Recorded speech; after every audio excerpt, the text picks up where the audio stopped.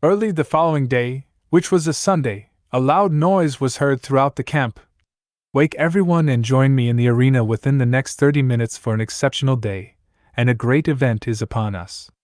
It was Wanyanyekavu speaking over the intercom system. Our friends and family members will be getting married today in a unique ceremony combining African, Native American, and European cultures. We invite all to come to see these two finally get married. Joan, Wanyanyekavu, and Joy's entire family stayed up all night making the area look like a place of peace and serenity instead of a training facility. Elisha had 3 tablets and 3 3D printers going all night making artificial white and red roses and hung them all over the arena. Wanyanyekavu had put up tribal statues and different ornaments representing peace and love. White, pink, and purple silk-like cloth draped over the seats and along the pathway leading to the altar.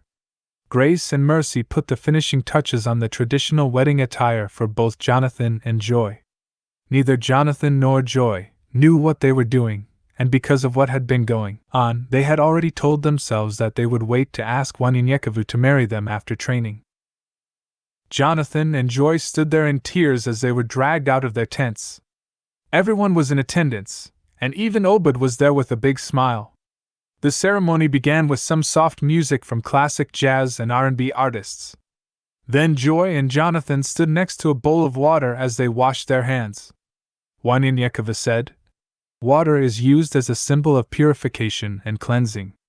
The bride and groom have a ceremonial washing of hands to wash away past evils and memories of past loves." Then they played music with a combination of drums, rattles, flutes, and whistles, followed by an interesting musical presentation by a group of men sitting around a large double-headed drum, singing in unison and drumming with sticks. Joy and Jonathan walked down toward Wanyanyekavu. Wanyanyekavu smiled at Joy and Jonathan as he took out his tablet and began reading, "Dearly beloved, we are gathered together here in the sign of Sabaoth, and in the face of this company to join this man and this woman in holy matrimony. Honorable among all men, this is not to be entered into unadvisedly or lightly, but reverently, discreetly, advisedly, and solemnly. Into this holy estate, these two present people come to be joined. If any person can show just cause why they may not be joined together, let them speak now or forever hold their peace." Wanyanyekavu paused and looked around. Wanyanyekavu noticed the silence, as he continued, "Marriage is the union of husband and wife in heart, body, and mind.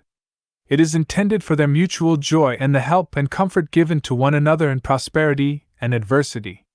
But more importantly, it is a means through which a stable and loving environment may be attained. Through marriage, Jonathan and Joy commit together to face their disappointments, embrace their dreams, realize their hopes, and accept each other's failures. Jonathan and Joy will promise one another to aspire to these ideals throughout their lives together through mutual understanding, openness, and sensitivity to each other. We are here today before Sabaoth because marriage is one of his most sacred wishes to witness the joining in the union of Jonathan and Joy. This man and woman celebrate their love and commitment to each other on this occasion. And now, through me, join you together in one of the holiest bonds. Who gives this woman in marriage to this man?" Elijah and his brothers and sisters said, "We do." Wanyanyekavu then said, "This is a beginning and a continuation of their growth as individuals. With mutual care, respect, responsibility, and knowledge comes the affirmation of each one's life happiness, growth, and freedom. With respect for individual boundaries comes the freedom to love unconditionally. Within the emotional safety of a loving relationship, the knowledge self-offered one another becomes the fertile soil for continued growth. The potential for full and happy lives comes with care and responsibility towards self and one another. We assure them that our hearts are in tune with theirs by gathering all the wishes of happiness and our fondest hopes for Jonathan and Joy from all present here. These moments are meaningful to us all, for what greater feeling is there than to feel that two human souls are united to strengthen each other in all labors, minister to each other in all sorrows, and share in all joys. This relationship stands for love, loyalty, honesty, trust, and most of all friendship. Before they knew love, they were friends, and this seed of friendship was their destiny. Do not think that you can direct the course of love for love. If it finds you worthy, it shall direct you. Marriage is an act of faith, personal commitment, and a moral and physical union between two people. We have described marriage as the best and most important relationship between them. It is the construction of their love and trust in a single growing energy of spiritual life. It is a moral commitment that requires and deserves daily attention. Marriage should be a lifelong consecration of the ideal of loving kindness, backed with the will to make it last.